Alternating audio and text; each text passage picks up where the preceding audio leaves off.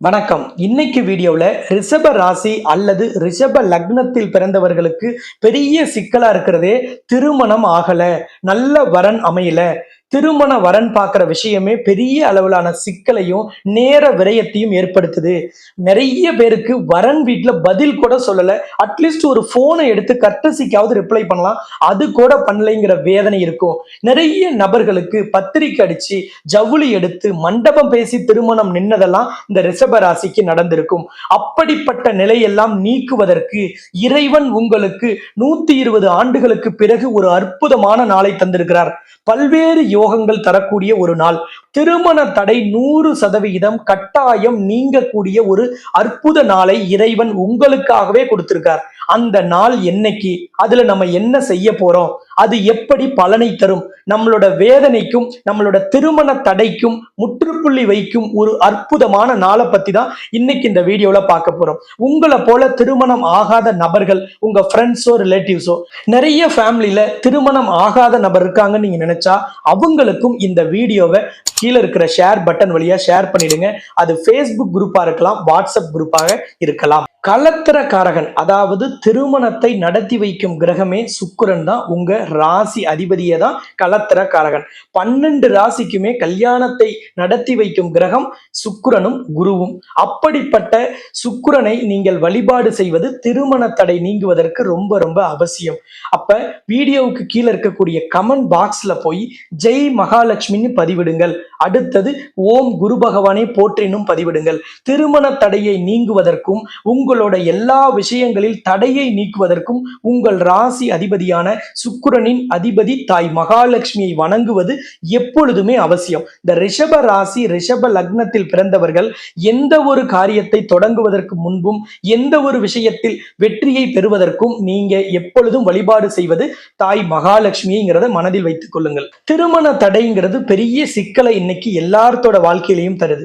நம்ம ஒரு வேலைக்கு போய் அந்த வேலையில கவனம் செலுத்த முடியல, அல்லது நம்ம ஒரு தொழில் செய்யறோம்னா அதுல கவனம் செலுத்த முடியல. அந்த அளவுக்கு மன உளைச்சலையும் கடுமையான வேதனையையும் குடும்பத்தில் நிம்மதி இல்லாத நிலைமையையும் கொடுக்கக்கூடியது இந்த திருமண தடை. அப்படிப்பட்ட திருமண தடையால் பாதிக்கப்பட்டவர்களுக்கு திருமணம் ஏதாவது சிக்கலில் இருந்தால், அல்லது திருமண வாழ்க்கையில் உறவில் விரிசல் இருந்தாலோ, அல்லது கணவன் மனைவி பிரிந்து வாழ்ந்தாலோ, நீதிமன்றத்தில் திருமணம் சார்ந்த வழக்குகள் நடந்தாலோ அதில் வெற்றி பெறுவதற்கு இறைவன் வகுத்து கொடுத்த ஒரு பரிகாரம், கடைசி பரிகாரம்னு ஜோதிட சாஸ்திரத்தில் சொல்லப்பட்டிருக்கும் பரிகாரம் தான் நான் இப்ப சொல்ல போறது. இந்த பரிகாரத்திற்கு பெயர் சுயம்வர கலா பார்வதி ஹோமம். இந்த சுயம்வர கலா பார்வதி ஹோமத்தை பரமேஸ்வரனை திருமணம் செய்து கொள்வதற்காக பார்வதி தேவி முதலில் இந்த ஹோமத்தை செய்தார். அந்த ஹோமத்தில் செய்த மந்திரத்தை தான் மூல மந்திரமாக கொண்டு இந்த ஹோமம் ஒவ்வொரு மாத பௌர்ணமியிலும் நடைபெறுகிறது. இந்த பௌர்ணமி, அதாவது வைகாசி மாதம் 28ஆம் தேதி, ஜூன் 11ஆம் தேதி வரக்கூடிய இந்த பௌர்ணமியில என்ன விசேஷங்கிறது தான் இந்த வீடியோவோட முக்கியத்துவமே. 9 யோகங்கள் ஒரே நாளில் வரக்கூடியது. நான் பஞ்சாங்கத்திலையும் சரி ஜோதிட சாஸ்திரத்திலையும் போய் செக் பண்ணும்போது 120 வருஷத்துக்கு முன்னாடி கூட இந்த யோகம் வரல. இந்த 9 யோகமும் ஒன்னாக வரக்கூடிய ஒரு அற்புதமான நாள்ல தான் இந்த திருமண தடைக்கான இந்த சுயம்வர கலா பார்வதி ஹோமத்துல நீங்க கலந்துக்கணும்னு நான் சொல்றேன்.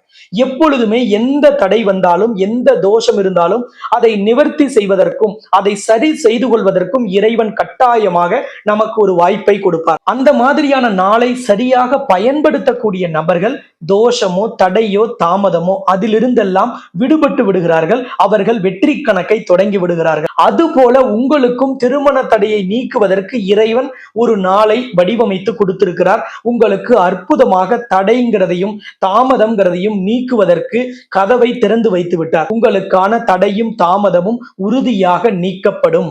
பொதுவா திருமண தடை எதனால இருக்கு அப்படின்னா, செவ்வாய் தோஷம்னு சொல்லுவோம், ராகு கேது தோஷம்னு சொல்லுவோம், குரு ராகு குரு கேது சேர்க்கை, சூரியன் செவ்வாய் ஒரே கட்டத்துல இருக்கிறது, சனி ராகு இருக்கிறது, சனி கேது இருக்கிறது, புணர்ப்பு தோஷம் இருக்கிறது. இதையெல்லாம் தான் ஜோதிடத்துல ஒரு ஜாதகத்துக்கு தோஷம் இருக்குன்னு சொல்றோம்.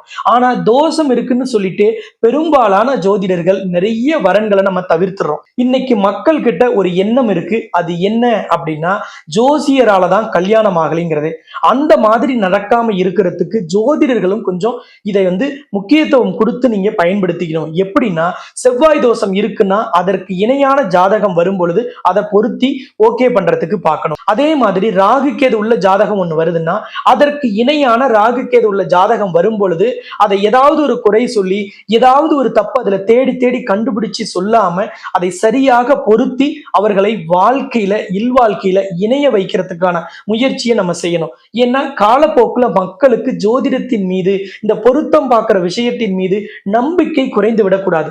ஏன்னா நம்மளுடைய முன்னோர்கள் சரியான ஜாதகங்களை இணைத்து பல தம்பதியினர் இன்னைக்கு அருமையான வாழ்க்கையை அற்புதமான வாழ்க்கையை நடத்துவதற்கு காரணமா இருந்திருக்காங்க. அந்த காலத்துல இந்த அளவிற்கான திருமண தடையை ஊதி பெருசு பண்ணல. ஆனா நம்ம இன்னைக்கு நிறைய பேர் அந்த மாதிரி செய்யறதுனால ஜோதிடத்தின் மீதான நம்பிக்கை குறையறதுக்கு வாய்ப்பு இருக்கு.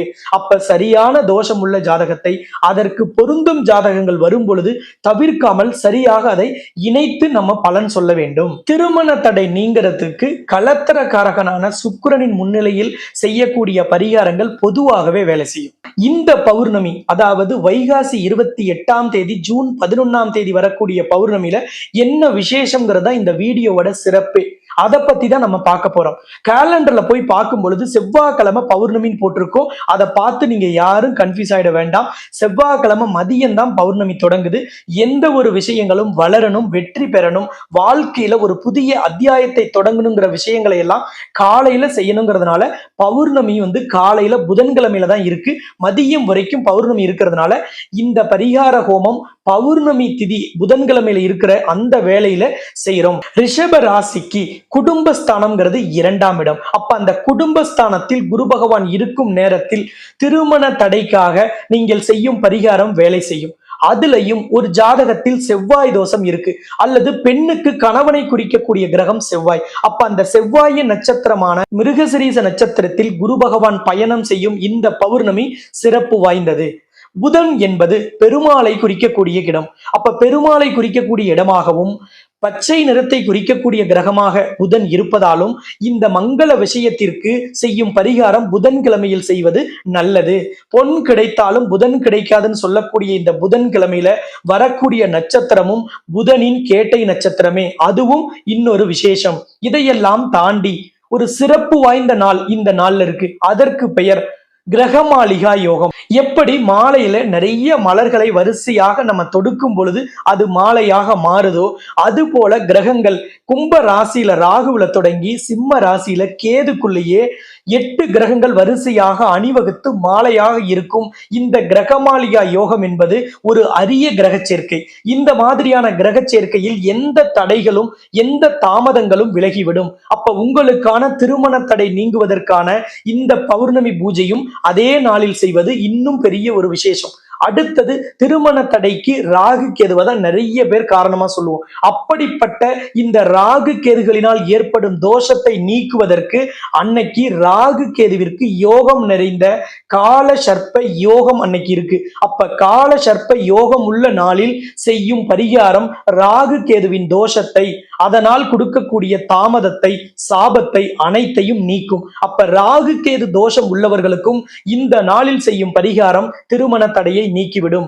அடுத்தது கலத்திரக்காரகன் அப்படின்னு சொல்லக்கூடிய சுக்கிரனின் வீடான உங்க ராசியில சூரியன் அமர்ந்திருக்கிறார். சூரியன் என்பது ஆணை குறிக்கக்கூடிய கிரகம்.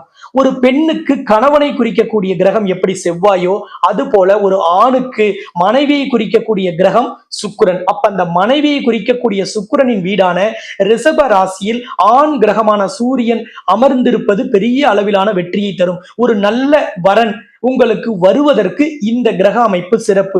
அதே போல ஒரு பெண்ணுக்கு கணவனை குறிக்கக்கூடிய கிரகம்னா செவ்வாய்னு சொன்னோம். அந்த விருச்சிக ராசியில சந்திரன் அன்னைக்கு அமர்ந்திருக்கும். சந்திரன் என்பது பெண்ணை குறிக்கக்கூடிய கிரகம். அப்ப இந்த சந்திரன் விருச்சிக ராசியில் செவ்வாயின் வீட்டில் இருக்கும் பொழுது செய்யும் பரிகாரம் பெண்களுக்கு ஒரு அருமையான கணவனை அமைத்து தரும். நல்ல ஒரு இல்வாழ்க்கையை உங்களை கண்ணும் கருத்துமாக வைத்து பார்த்து கொள்ளக்கூடிய ஒரு அருமையான கணவன் அமைவார்கள். அந்த நாள்ல பௌர்ணமி இருக்குன்னு சொல்லிட்டோம். அந்த நாள் புதன்கிழமையா இருக்கு. புதன் நட்சத்திரத்துல இருக்கு. குரு செவ்வாய் நட்சத்திரத்துல இருக்கறனால செவ்வாய் தோஷம் நீங்கிருன்னு சொல்லியிருக்கோம். குரு புதனோட வீட்டுல இருக்கிறார். அடுத்தது சுக்கிரன் வீட்டில், அதாவது பெண்ணின் வீட்டில் ஆண் கிரகமான சூரியன் இருக்கு. கலத்திரக்காரகன் வீட்டில் சூரியன் இருக்கு. செவ்வாயின் வீடான விருச்சிக ராசியில், அதாவது கணவனை குறிக்கக்கூடிய வீட்டில் பெண் கிரகமான சந்திரன் இருக்கிறது. கிரகமாளிகா யோகம் இருக்கிறது. காலசர்ப்ப யோகம் இருக்கிறது. இது எல்லாம் சிறப்பு வாய்ந்த நாள் அந்த புதன்கிழமை, வைகாசி மாதம் 28ஆம் தேதி, ஜூன் 11ஆம் தேதி. இதையெல்லாம் மிஞ்சும் விதத்தில் எந்த ஒரு காரியத்தையும் பல நபர்கள் கண்ணை மூடிட்டு போய் செய்வாங்க, அதுல வெற்றி அடையும். எதனால வெற்றி அடைஞ்சுன்னு நிறைய பேருக்கு தெரியாது. எந்த ஒரு காரியத்தையும் கண் பார்வை உள்ள நாள்லயும் உயிரோட்டம் உள்ள நாள்லயும் செய்யணும்னு சொல்லுவோம். அதுக்கு கேலண்டர்லையும் பஞ்சாங்கத்தையும் பாக்குறவங்களுக்கு தெரியும். நேத்திரம் ஜீவன் 2 விஷயம் போட்டிருப்போம். அந்த நேத்திரத்துல குருட்டு நாள், ஒரு கண் உள்ள நாள், 2 கண் உள்ள நாள்னு 3 விதமான நாட்கள் உண்டு. அதுல 2 கண் உள்ள நாள்ங்கிறது இந்த ஹோமம் பண்ணக்கூடிய அந்த புதன்கிழமை பௌர்ணமி திதியில. அதே போல ஜீவன்கிறது உயிரோட்டம், முழு உயிரோட்டம், அரை உயிரோட்டம் அல்லது உயிரற்ற நாள் அப்படின்னு 3 அதுலயும் இருக்கு. அதுல முழு உயிரோட்டம், அதாவது முழு வாழ்க்கை உள்ள நாள்னு அர்த்தம். அப்ப முழு வாழ்க்கை உள்ள நாளிலும் 2 கண்கள் உள்ள பரிபூர்ண நேத்திரம் உள்ள நாளும் அந்த புதன்கிழமையில் வருவதால் இன்னும் உங்களுக்கான தடைகளை நீக்குவதற்கான வாய்ப்பை இன்னும் இறைவன் அதிகரித்து தருவார். இந்த ஹோமம் எங்க செய்யறோம் அப்படின்னா, கலத்திர காரகனின் அதிபதியான சுக்கிரனின் அதி தேவதைனா அது தாய் மகாலட்சுமி. அப்படிப்பட்ட தாய் மகாலட்சுமியின் ஆலயத்தில் அஷ்டலட்சுமியும் நவகிரகமும் கருவறையில் ஒன்றாக காட்சி தரக்கூடிய உலகின் முதல் அஷ்டலட்சுமி நவகிரக திருக்கோவில தான் இந்த ஹோமம் செய்ய போறோம். இந்த ஹோமம் கருவறையில் இருக்கக்கூடிய அஷ்டலட்சுமி நவகிரகத்திற்கு முன்னாடி ஹோம குண்டம் அமைத்து வரக்கூடிய தோஷம் உள்ள நபர்கள் அனைவரையுமே அமர்த்தி ஒரே நேரத்தில் தான் இந்த ஹோமம் செய்யப்படும். நிறைய இடத்துல செய்யற மாதிரி 5 நிமிஷம் நீங்க உட்காருங்க, 10 நிமிஷம் இன்னொருத்தர் உட்காருங்கன்னு சொல்லிலாம் பாரபட்சம் இல்லாமல் முழு ஹோமத்திலையும் நீங்க அமர்ந்து இந்த ஹோமத்தை உங்க கையாலேயே செய்ய வைக்கப்படும். அதுதான் இந்த ஹோமத்தின் சிறப்பு. அதையெல்லாம் விட இன்னும் ஒரு சிறப்பு, இந்த ஆலயத்துல ஒவ்வொரு பௌர்ணமிக்கும் இந்த ஹோமம் நடக்கும். அதுல என்ன விசேஷம்னா, பௌர்ணமி என்பது மகாலட்சுமிக்கு உகந்த நாள். லட்சுமி கிட்ட இருந்து எந்த விஷயத்தை வேணும்னாலும், அதாவது 16 செல்வங்களையும் அஷ்ட ஐஸ்வர்யங்களையும் நீங்க பெறணும்னா, நீங்க மாதத்தில் ஒரு நாள் வழிபாடு செய்யணும்னா அது பௌர்ணமி திதியா இருக்கும். அந்த பௌர்ணமி நாளில் வளரும் விஷயங்களுக்கு வழிபாடு செய்யணும். எந்த விஷயங்கள் பெருகணும், எதில் வெற்றி பெறணுமோ அதெல்லாம் பௌர்ணமி வழிபாடு, எது குறையணுமோ அது எல்லாம் அமாவாசை வழிபாடு. அதன் அடிப்படையில் மகாலட்சுமிக்கு உகந்த நாள்ல இதை செய்யறோம். மகாலட்சுமி முன்னிலையில செய்யறோம். மகாலட்சுமியோட மாலை, அதாவது கலத்திர காரகனான மகாலட்சுமியின் மாலை ஒவ்வொருவரின் கழுத்திலும் அணிவிக்கப்படும். அப்ப மகாலட்சுமியின் கலத்திர மாலை, கல்யாண மாலை உங்கள் கழுத்தில் கிடைக்கும். இந்த நேரத்தில் திருமண மாலை விரைவில் அமையுங்கிறதா இந்த ஆலயத்தின் ஐதீகம். இவ்வளவு சிறப்பு வாய்ந்த யோகங்களும் கிரக அமைப்புகள் சாதகமாக வரும் இந்த நாளில் செய்வது 100% வெற்றியை முழுமையாக உங்களுக்கு தரும். இறைவன் இந்த வீடியோவை உங்களுக்கு காமிக்கிறார். இந்த வீடியோவை நீங்க இப்ப பாக்குறீங்க, அதுக்கு காரணமே உங்கள் தடையை நீக்குவதற்கு அல்லது உங்க குழந்தைகளோட திருமண தடையை நீக்கிறதுக்கு இறைவன் வழி விட்டு விட்டார். அதற்கான வழியை காண்பித்து விட்டார். அதனாலதான் நீங்க எங்க எந்த பரிகாரம் செய்திருந்தாலும், காளகஸ்தியில, திருப்பாபுரத்துல திருமணம் சரியில்ல, இல்ல நீங்க திருப்பைஞ்சில போய் பண்ணியிருக்கலாம், வாழை மரத்துக்கு, ஆலமரத்துக்கு, அரச மரத்துக்கு தாலி கட்டி இருக்கலாம், ராமேஸ்வரத்துல திலகோமம் செஞ்சிருக்கலாம், கொடுமுடியில, பவானியில எங்க பண்ணி இருந்தாலும் இது ஜோதிட சாஸ்திரத்தில் சொல்லக்கூடிய பொது பரிகாரம். நான் சொல்லக்கூடியது திருமண தடை நீங்குவதற்காக கடைசி பரிகாரம்னு இறைவன் சொன்னது. இந்த திருமண தடை உள்ள நபர்கள் கலந்துகிட்டா அவர்களுக்கு மிக விரைவில் திருமணம் கைகூடி வந்துருது. நல்ல வரன், விரும்பிய வரன் வருது. இங்கேயே அந்த வரன் வந்த தகவலை பகிர்ந்துக்கிறவங்களும் இருக்காங்க. இங்க வந்திருக்கிற நபர்கள் கூட அவர்களுக்குள்ள பேசி நல்ல வரனை அமைத்துக்கிட்டு போறதையும் ஒவ்வொரு மாசமும் நம்ம பார்க்கிறோம். அப்படிப்பட்ட ஒரு அற்புதமான திருத்தலத்தில் இந்த ஹோமம் நடைபெறுவதும் விசேஷம். இந்த ஹோமத்தை நானே தலைமையேற்று நடத்துவதால் முழுமையான வழிமுறைகளின்படி பூஜைகள் உங்கள் கைகளாலேயே செய்யப்பட்டு இந்த ஹோமத்தில் தோஷ நிவர்த்தி செய்யப்படும். உங்களோட ஒரிஜினல் ஜாதகத்தை நீங்க வரும்பொழுது எடுத்துட்டு வந்தீங்கன்னா அந்த ஜாதகத்தையும் ஹோமத்திலையும் மகாலட்சுமியிடமும் வைத்து தோஷ நிவர்த்தி பூஜை செய்து உங்க கைகள்ல அப்பொழுதே ஹோமம் முடிஞ்சதும் தரப்படும். இந்த ஹோமம் காலை 9:30 தொடங்கிடும். நீங்க ஒரு 9 மணிக்கு ஆலயத்துக்கு வந்துடணும். 2:30 3 மணிக்குள்ள நீங்க இந்த ஹோமத்தை எல்லாம் முடிச்சுட்டு உங்க ஒரிஜினல் ஜாதகத்தை வாங்கிக்கிட்டு மகாலட்சுமி மாலையோடு இல்லம் திரும்பலாம். அப்படிப்பட்ட இந்த ஆலயம் எங்க இருக்குன்னா சேலம் மாவட்டம் தலைவாசல் இருக்கு. சேலம் சென்னை தேசிய நெடுஞ்சாலையில சேலத்திலிருந்து சென்னை போற மார்க்கமா நீங்க போனீங்கன்னா 60 கிலோமீட்டர் தொலைவுல தலைவாசலும், சென்னையிலிருந்து கடலூர், விழுப்புரம், பாண்டிச்சேரி போன்ற பகுதியிலிருந்து வரீங்கன்னா கள்ளக்குறிச்சி தாண்டின பிறகு சேலம் போற வழியில 25 கிலோமீட்டர் தொலைவிலையும் இந்த தலைவாசல் அமைந்திருக்கிறது. இங்கே இந்த ஆலயத்திற்கு ஹோமத்தில் அமர்ந்து உங்க தோஷத்தை நிவர்த்தி செய்து கொள்ளுங்கள். நீங்க நேரில் கலந்து கொள்வது அவசியம். ஒருவேளை நேரில் வர முடியல, வெளிநாட்டுல இருக்கோம் அல்லது எங்க பிள்ளைங்க வெளிநாட்டுல இருக்காங்க அப்படிங்கிறவங்க அவர்கள் சார்பாக குடும்ப உறுப்பினர்கள் ஒரிஜினல் ஜாதகத்தை எடுத்துட்டு இங்கே கலந்துக்கலாம். ரெண்டுமே முடியல, நேர்லயும் வர முடியல அல்லது ஜாதகத்தை எடுத்துக்கிட்டு வரவும் முடியல அல்லது வட மாநிலங்கள்ல இருக்கோம், எங்களால வருவது ரொம்ப வாய்ப்பு இல்லைன்னா அப்படிப்பட்ட நபர்கள் மட்டும் உங்களோட ஜாதகத்தை நீங்க இந்த வாட்ஸ்அப் நம்பர் ஸ்கிரீன்ல தெரியறதுக்கு அனுப்பிட்டு நீங்க கலந்துக்கலாம். இந்த வாட்ஸ்அப்ல அனுப்புற ஜாதகத்தை பிரிண்ட் எடுத்து ஹோமத்திலையும் மகாலட்சுமியிடமும் பூஜையிலும் வைத்து தோஷ நிவர்த்தி செய்து ஹோம பிரசாதங்களோடு உங்க கொரியர் அட்ரஸுக்கு அந்த ஜாதகத்தை நாங்க அனுப்பி வைப்போம். அந்த ஜாதகத்தை அதன் பிறகு நீங்க ஜெராக்ஸ் போட்டு மற்ற வரன்களுக்கு நீங்க கொடுக்கும்போது கொடுக்கணும். அப்ப நிச்சயமாக இந்த திருமண தடை முழுவதுமாக விலகிவிடும். அப்படிங்கிறது தான் அனுபவமாக நான் பார்த்தது. எல்லா பௌர்ணமியில இந்த ஆலயத்துல திருமண தடை நீங்கிறதுக்கு இந்த ஹோமம் செஞ்சாலுமே இந்த நாள்ங்கிறது விசேஷமான நாள். 9 விதமான யோகங்கள் இருக்கு. இதுல கலந்து கொள்வது உங்க கையில தான் இருக்கு. நான் வீடியோவில் இந்த மாதிரி கிரக அமைப்பு இருக்கு, இந்த அற்புதமான வாய்ப்புகளை எல்லாம் தேடி தேடி உங்களுக்கு சொல்லதான் முடியும். ஆனா இந்த மாதிரி அமைப்புகள்ல கலந்து கொள்ளாம அப்புறமா வரன் அமையல, சரியான வரன் வரல, என்ன தோஷம்னு பாருங்கன்னு சொல்றது இந்த பிரயோஜனமும் இல்லை. இதை தனிப்பட்ட முறையில பண்ணணும்னா இது பெரிய அளவிலான செலவாகும்.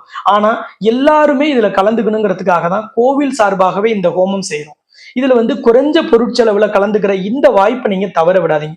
ஏழை எளிய மக்கள், நடுத்தர மக்கள் எல்லாருமே செஞ்சுக்கணும்னு தான் நம்ம இதை கோவில் பரிகாரமா செய்யறோம். அதனால கட்டணமும் ரொம்ப கம்மியா வசூல் பண்றோம். நீங்க அதனால இதுல தவறாம கலந்துக்குங்க. இந்த மாதிரி வாய்ப்பு வரும்போது அதை மிஸ் பண்ணாம இங்க எப்படியாவது உங்களுக்கு தடை இருந்தாலும் சரி, உங்க குழந்தைகளுக்கு தடை இருந்தாலும் எப்படியாவது அவர்களை பேசி இந்த ஒரே ஒரு விஷயத்துக்காவது வான்னு சொல்லி, ஏன்னா இது கடைசி பரிகாரங்கும் போது நீங்க அந்த மாதிரி உறுதி கொடுத்து கூட்டிட்டு வரலாம். அப்படி கூட்டிட்டு இந்த ஹோமத்தில் அமர வச்சிடுங்க. நிச்சயமாக திருமண தடையை நவ கிரகங்களும் தாய் மகாலட்சுமியும் பரிபூரணமாக நீக்கி தருவார்கள். இந்த ஹோமத்துல கலந்துக்கிறதுக்கு முன்பதிவு அவசியம். காரணம், மகாலட்சுமி மாலையும் ஹோம விஷயங்களையும் எல்லாவற்றையும் முறைப்படி தயார்படுத்தணும். அதனால ஸ்கிரீன்ல தெரியிற நம்பரை கான்டாக்ட் பண்ணி முன்பதிவு பண்ணிடுங்க. நீங்க வந்த உடனே உங்களை அமர வைக்கிறதுக்கு முன்பதிவு பண்ணி இருக்கிற ஆர்டர் படி தான் நாங்க கூப்பிடுவோம். அப்ப முன்னாடியே நான் உட்காரணும்னு நினைக்கிறவங்க இப்பொழுதே பதிவு செஞ்சுக்கிறது அவசியம். நீங்க வேற ஏதாவது கோவிலுக்கு வர லொகேஷனோ பேருந்து வசதி தெரிஞ்சுக்கணும் அப்படின்னாலும் இந்த வாட்ஸ்அப் நம்பரையே நீங்க கான்டாக்ட் பண்ணலாம். இந்த வாட்ஸ்அப் நம்பர்ல முன்பதிவு கட்டாயம். முன்பதிவு செய்யாதவர்களுக்கு அங்கே மாலை வழங்கப்படாது, அனுமதி அளிக்கப்படாது. அதனால கட்டாயமாக ஸ்கிரீன்ல தெரியிற நம்பரை கான்டாக்ட் பண்ணிட்டு எல்லோரும் நேரில் கலந்து கொள்ள முயற்சி செய்யுங்கள். முடியாத பட்சத்துல நீங்க ஃபேமிலி மெம்பர் வாங்க அல்லது ஜாதகத்தை அனுப்பி கலந்துக்குங்க. என்னோட தனிப்பட்ட ரெக்கமெண்டேஷன், நீங்க சம்பந்தப்பட்ட நபர் நேரில் மகாலட்சுமி மாலையை கழுத்தில் அணிந்து அமர்வதுதான் 100% வெற்றியை தரும். நிறைய பேருக்கு திருமண தடை இருக்கு. அது உங்க ஃப்ரெண்டா இருக்கலாம், ரிலேட்டிவா இருக்கலாம், அக்கம் பக்கத்துல இருக்கிறவங்களா இருக்கலாம். எல்லாருக்குமே இந்த வீடியோவை நீங்க கீழே இருக்கிற ஷேர் பட்டன் வழியா ஷேர் பண்ணிடுங்க. வாட்ஸ்அப்ல டைரக்டா, ஃபேஸ்புக் குரூப் அல்லது ஃபேஸ்புக்களுடைய டைரக்ட் போஸ்ட் வழியா நீங்க ஷேர் பண்ணுங்க. ட்விட்டர், இன்ஸ்டாகிராம்லையும் பண்ணுங்க. உங்ககிட்ட இருக்கிற வாட்ஸ்அப் நம்பர்ல இருக்கக்கூடிய நபர்களுக்குமே இதை நீங்க ஃபார்வர்ட் பண்ணிடுங்க. ஏன்னா திருமண தடை நீங்கிறதுக்கு இந்த மாதிரி ஒரு அரிய கிரக சேர்க்கை இனிமேல் வருமானா அது சந்தேகம்தான். இந்த ஒரு நாளை எல்லோருமே பயன்படுத்திக்கிட்டோம் அப்படிங்கிற ஒரு நல்ல எண்ணத்தோடு நீங்க ஷேர் பண்ணுங்க என்று கேட்டுக்கொண்டு மீண்டும் சிறந்த இன்னொரு வீடியோவில் சந்திக்கலாம். ஆலயத்துக்கு வரும் எல்லோரையும் நான் நேரில் சந்திக்க ஆவலாக இருக்கிறேன் என்று கூறி உங்களிடமிருந்து விடைபெறும் நான் ஜோதிட ரத்னா, ஜோதிட கலாநிதி, ஜோதிட செம்மல், மகாலட்சுமி உபாசகர், ஸ்ரீ டாக்டர் ராம் பரிமளம் ஆச்சாரிய குருஜி. நன்றி, வணக்கம்.